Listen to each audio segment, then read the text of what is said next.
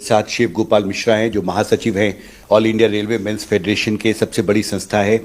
आप कैसे देखते हैं इस सोच को? इसमें सोच ये है कि ईपीएफओ के तहत एक यूनिवर्सल पेंशन स्कीम शुरू की जाए। जो भी भारत का नागरिक हो, चाहे वो सरकार में हो, प्राइवेट में हो, सेल्फ एम्प्लॉयड हो, अगर वो अपने कंट्रीब्यूशन से इस स्कीम के साथ जुड़ना चाहता है तो उसके पास ये अधिकार होगा। आप कैसे देखते हैं इस सोच को? नहीं, बहुत अच्छी स्कीम है और सरकार ने इसके बारे में सोचा है तो बहुत अच्छी बात है। कई बार जब हम लोग ओपीएस पर बहस करते थे मंत्रालय में तो वो लोग ये कहते भी थे कि देश में बहुत सारे लोग हैं जो कि जिनको कि खाना नहीं मिल रहा है, जिनको हम राशन दे रहे हैं। तो हम लोग वहाँ पर भी ये बात कहते थे कि नहीं, उनके बारे में भी सोचा जाना चाहिए। और देश में तमाम ऐसे संगठन हैं जो कि पेंशन तो एवरीवन का डिमांड भी करने का काम कर रहे हैं। सरकार ने भी कुछ योजनाएं लाई हैं, जैसे प्रधानमंत्री पेंशन योजना है, अटल पेंशन योजना है, और तमाम वृद्ध लोगों को, विधवा लोगों को पेंशन देने की योजनाएं हैं।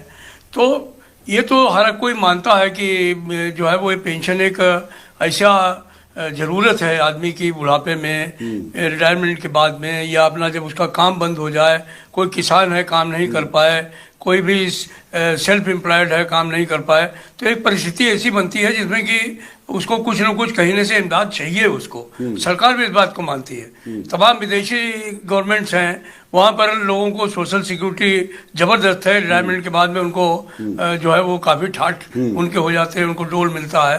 तो भारत जैसे देश में भी इसकी बहुत आवश्यकता थी और मैं समझता हूँ सरकार इस बारे में जो विचार कर रही है बहुत अच्छा बात है कि एक कंट्रीब्यूटरी पेंशन स्कीम एक तरीके से हो जाएगी और जब लोग रिटायर होंगे तो उसमें निश्चित तौर पर सरकार का भी हिस्सा होगा और उनको कम से कम कुछ न कुछ ऐसा एक मदद हो जाएगी जिससे कि कम से कम वो भीख मांगने की स्थिति में नहीं होंगे।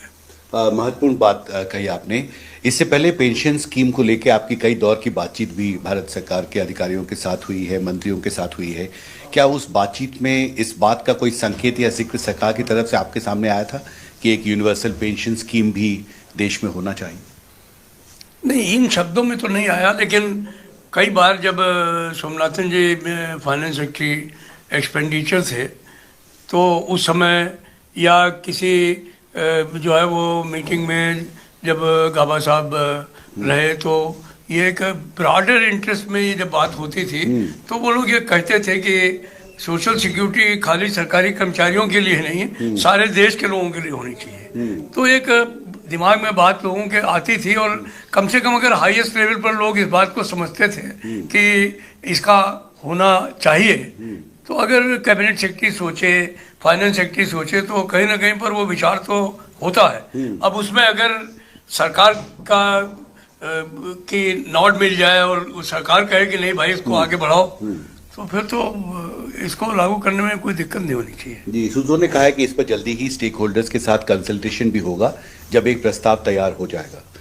तो आपको लगता है कि सरकार को इस प्रस्ताव पर आगे बढ़ना चाहिए? मुझे लगता है जरूर बढ़ना चाहिए। और दूसरी बात यह है कि जिस तरीके से बूढ़े लोग बढ़ रहे हैं, जनसंख्या अगर हम देखें तो आने वाले समय में इसी तरीके से हमारे वृद्ध लोगों की संख्या बढ़ रही है, तो जितनी जल्दी हम लोग इसको लागू करें मैं समझता हूँ बहुत अच्छा रहेगा। और देश के जो हमारे वृद्ध लोग हैं जिनको कि वास्तव में ज़रूरत होती है बुढ़ापे में इन सब चीज़ों की, तो हम लोग इस बात को महसूस कर सकते हैं। क्योंकि हम लोगों ने बड़ी शिद्दत से लड़ाई लड़ी अपने पेंशन बहाली की, तो हमको महसूस हो सकता है कि और जो गरीब लोग हैं, आम जनता है देश की, उसको कितनी ज़रूरत है। तो ये जो पेंशन स्कीम आएगी मैं समझता हूँ कि देश के लिए हर आदमी इसका स्वागत करेगा।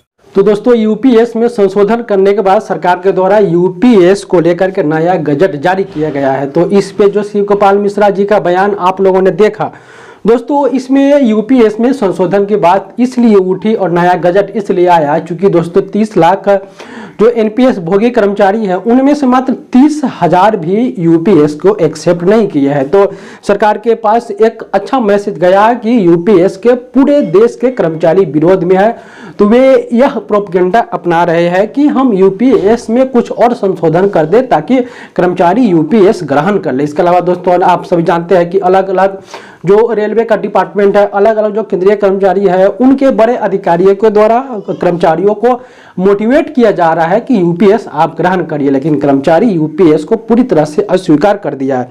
तो इस नया गजट में शिव गोपाल मिश्रा जी ने बताया कि जो यूपीएस में है उसमें हम और संशोधन करवाएंगे और यूपीएस में ही हम ओपीएस के सभी सुविधाएं दिलाएंगे, तब कर्मचारी इसको एक्सेप्ट करेंगे। जैसे कि उनका बड़ा मांग है कि 20 वर्ष की नौकरी के बाद जो ओपीएस में जो सुविधाएं दी जाती थी, 20 वर्ष की नौकरी के बाद इसमें भी पुरानी पेंशन जैसी सुविधा मिले, और जो 25 साल जो सरकार के द्वारा निर्णय लिया गया है उसको मिनिमम सर्विस 20 साल करे और 20 साल के बाद ही उनको पुरानी पेंशन की सुविधा दिया जाए। तो दोस्तों इस यूपीएस में बड़ी ही बात बताया गया है कि हो सके कि आने वाले समय में 20 वर्ष के बाद कर्मचारियों को पेंशन मिलना शुरू हो जाए। इसके अलावा बीआरएस के दिन से पेंशन की भी शिव गोपाल मिश्रा जी ने बड़ी मांग उठाई थी कि जो जिस दिन से कर्मचारी वॉलेंटरी रिटायरमेंट लेते हैं उसी दिन से पेंशन शुरू होनी चाहिए। तो इसको लेकर के भी इस संशोधन में बड़ी बात कहा गया है। और जो कर्मचारियों के अंशदान में, जैसे कि शिव गोपाल मिश्रा जी ने बताया कि जो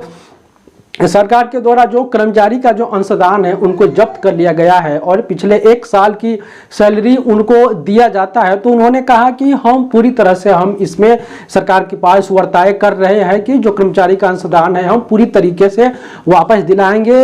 और इसके अलावा जो यूपीएस में और भी जो डेथ एंड डिसेबिलिटी पे जो ओपीएस की सुविधाएं देना है, तो कहना है कि ये तो सरकार के द्वारा मान लिया गया है और हमारा यह भी हम उसमें बताए हैं कि सरकार अगर इस मांग को मांग लेती है तो आप रिटायरमेंट के बाद भी आप उसमें ओपीएस की सुविधाएं उनको दे दीजिए। तो दोस्तों शिव गोपाल मिश्रा जी पूरी तरह से यूपीएस में संशोधन की बात कर रहे हैं और पूरी तरह से उनका कहना है कि नाम से हमको कुछ मतलब नहीं है। अगर सरकार हमको जो ओपीएस में सुविधाएं मिलती थी अगर हमको यूपीएस में ही दे दे तो हमारा कर्मचारी इससे भी खुश हो जाएगा। दोस्तों पिछले महीने उनका एनसीजेसीएम के साथ बड़ी बैठक था जिस पे सरकार के पास शिव गोपाल मिश्रा जी ने यूपीएस में संशोधन की बात वे रखे थे। शिव गोपाल मिश्रा जी ने 3 बात रखे हैं: बीआरएस के दिन से पेंशन, न्यूनतम सर्विस 20 साल और कर्मचारी का अंशदान वापस होना चाहिए।